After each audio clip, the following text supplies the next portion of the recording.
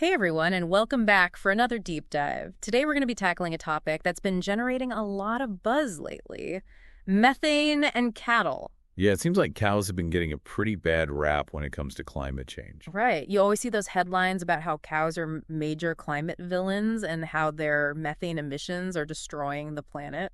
It's definitely a hot topic, and there are a lot of strong opinions out there. Well, our goal today is to take a deep dive into this issue and try to get a more nuanced understanding of the science and the arguments. I think it's important to look beyond the headlines and really examine the evidence. Exactly. And we've got a really interesting source to help us do that today. Oh yeah, what's that? It's a YouTube video by a guy named Levin Aurel called "The Myths About Methane and Why Cows Are Not Really Killing Our Climate: Science and Philosophy."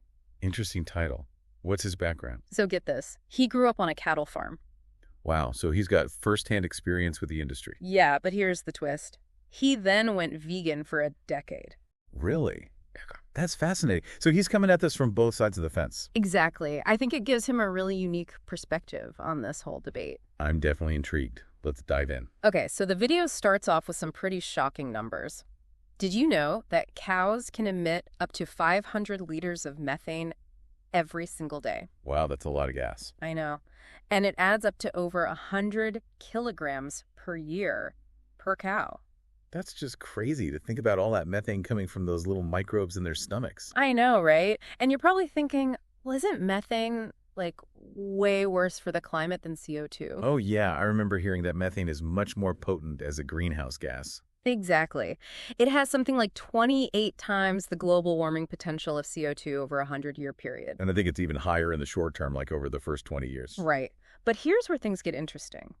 There's actually a big difference between biogenic methane and fossil methane. Okay, I'm not familiar with that distinction. What's the difference? So biogenic methane is the kind that comes from natural sources like cows and wetlands. Okay, and fossil methane. That's the methane that comes from fossil fuels like natural gas. Ah, I see. So where does the difference come into play with their impact on the environment? Well, the video argues that biogenic methane is actually part of a natural carbon cycle. A natural cycle, you mean it's not actually adding new carbon to the atmosphere? Exactly. It's like, think of a banana peel composting in your backyard. Okay, I'm following. The carbon in that banana peel was already part of the atmosphere. It was Yeah. absorbed by the banana tree as it grew. Right, so when it decomposes, that carbon is just being released back into the atmosphere. Exactly. It's a closed loop.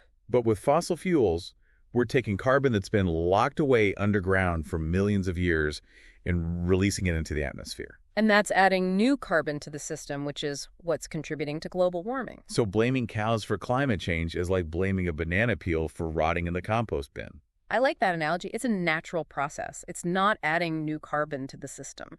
So then the problem isn't necessarily methane itself, but where that methane is coming from. Right. It's about the source of the methane. And the video argues that a lot of the calculations we see about methane emissions don't really take this distinction into account. So they're lumping biogenic and fossil methane together. Exactly. And that can give a really misleading picture of the overall impact. Kind of like comparing apples and oranges just because they're both round fruits. Yeah, you can't really compare them on an equal footing. It's about understanding the context and the nuances. And it sounds like this video is really diving deep into those nuances. Absolutely. It's making me rethink a lot of what I thought I knew about methane and cattle's role in climate change.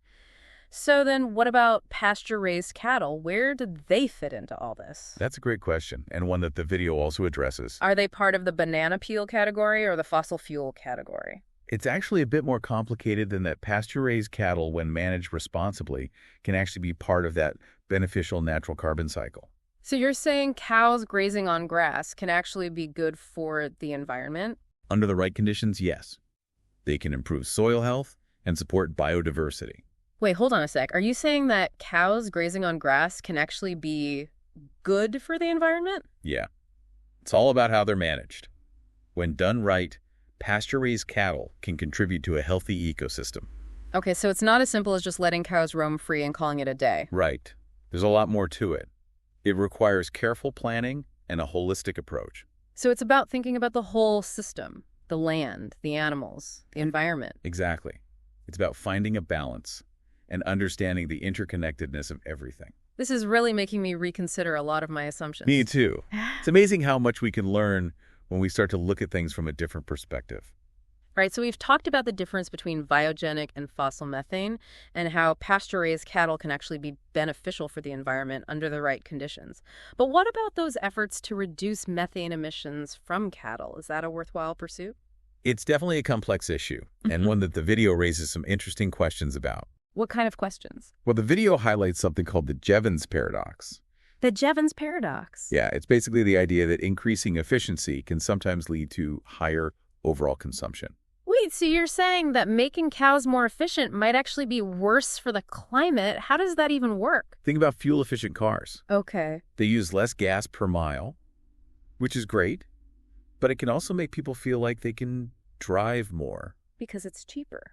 Exactly. Yeah. So they end up driving more miles overall, and their overall emissions might not actually decrease that much. Oh, I see. So it's like a rebound effect. Right. And the video argues that the same logic can apply to cattle. So if we make cows more efficient at producing milk or meat, it might lead to more production overall. Exactly.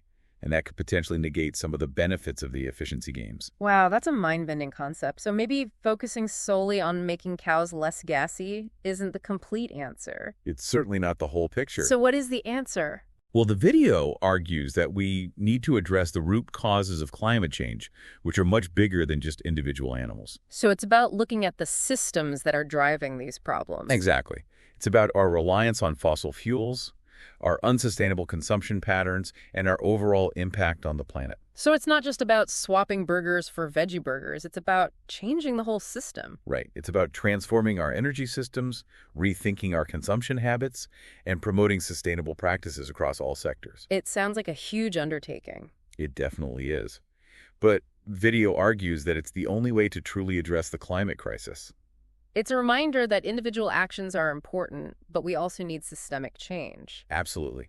It's about working together to create a more sustainable future for everyone. So if the focus shouldn't solely be on cattle, what are some other things we should be looking at when it comes to this whole methane discussion? Well, like we talked about earlier, fossil fuels are a huge contributor to methane emissions, and they have a much longer-lasting impact compared to the naturally cycling methane from cattle. Right, because that methane from fossil fuels is adding new carbon to the atmosphere, whereas the methane from cows is just part of a natural loop. Exactly.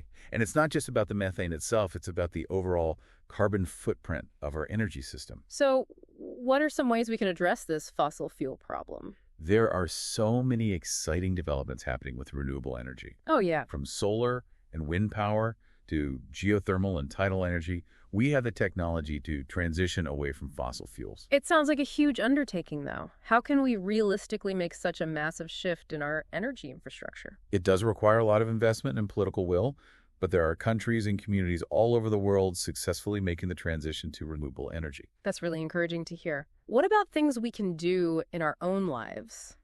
Can individual actions really make a difference? Absolutely. Even small changes in our consumption habits can have a ripple effect. Like what kinds of things? Choosing energy-efficient appliances, reducing our reliance on cars, supporting businesses committed to sustainability, all these things contribute to a lower carbon footprint. It's about being a conscious consumer and making choices that align with our values. Exactly. And it's not just about energy consumption. It's about rethinking our relationship with material goods in general. You mean like reducing waste and just buying less stuff? Precisely. The less we consume, the less energy is required to produce, transport, and dispose of those goods.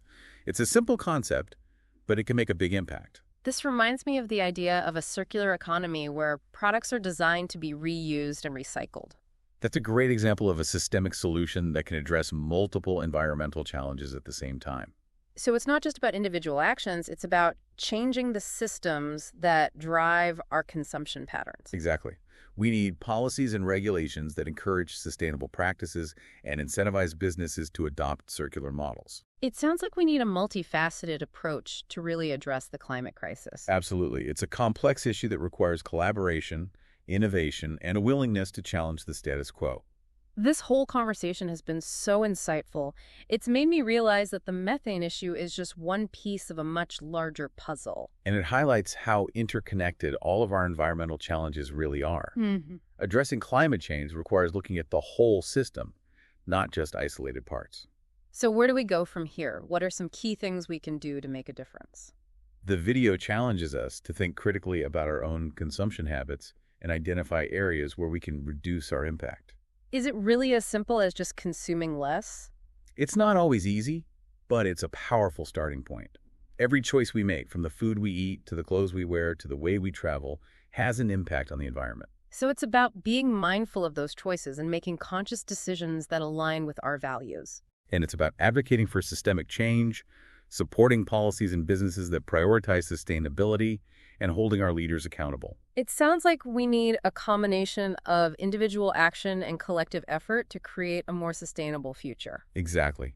It's a journey that requires us to challenge our assumptions, explore new possibilities, and work together to create a world where both people and the planet can thrive. This deep dive has really opened my eyes to the complexities of the methane issue and how it connects to so many other aspects of our lives. Yeah, it's definitely not a simple issue with a simple solution. It's made me rethink some of my assumptions about cattle and their role in the climate crisis. It's easy to get caught up in those simplified narratives, but the reality is much more nuanced. And it's highlighted the importance of looking beyond individual actors and considering the systems that shape our choices and behaviors. Absolutely.